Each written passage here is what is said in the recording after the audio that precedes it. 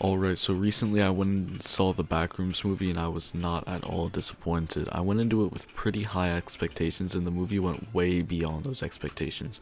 There are probably going to be a lot of spoilers in this video, so you've been warned.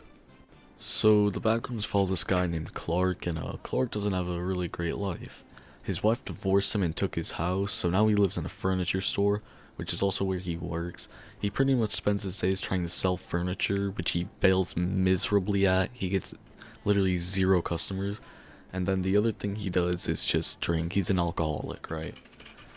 And I'm not gonna go through like the entire plot, but basically after a little while he finds the back rooms and the rest of the movie is just peak.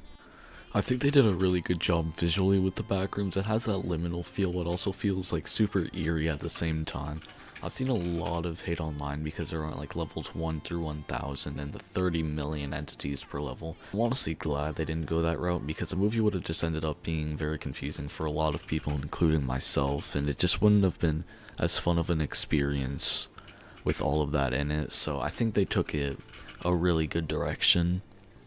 But it's not all just like the same corridors the whole time. There's still like, not exactly, I guess the way to put it is like different rooms. Like there is like a pool rooms looking thing. There's this room that's just filled with a bunch of piles of clothes and stuff. Like there is some variation, so it's not the same thing. But it's not like levels where there's like an elevator or something you have to go through to get to the next level or anything. Like there's variation, but it's not like that. And the only really entities there are the still lives, but you know, there's not like anything that you would see in like your average backrooms game or like fan film or something like those bacteria guys, or like the smilers or whatever they're called. Like you won't see that in the movie. There aren't really any jump scares throughout the movie, but A24 really didn't need any to make the film scary.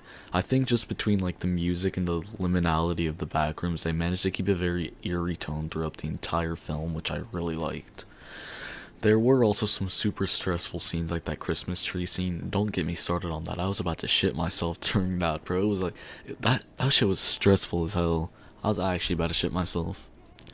I didn't really find Captain Clark super scary because he was really just like cartoony like, but I did really enjoy all the scenes he was in.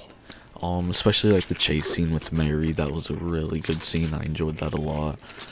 And the ending of the film was honestly pretty interesting with the one company. I can't remember what it's called, but like the dude, what is it called?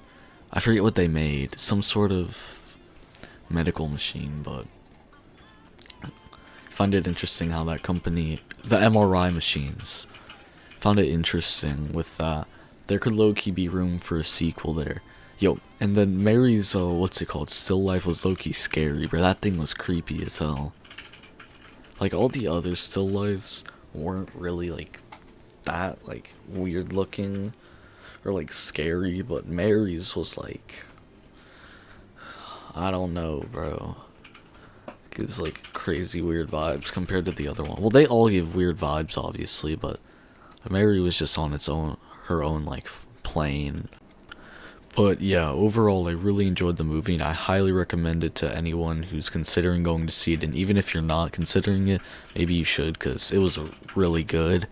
But yeah, that's all I really have for you guys today. Thank you so much for watching. Make sure to like, subscribe, all that good stuff, and I'll see you guys in the next one. I'm out. Peace. Hey, what's up, everybody?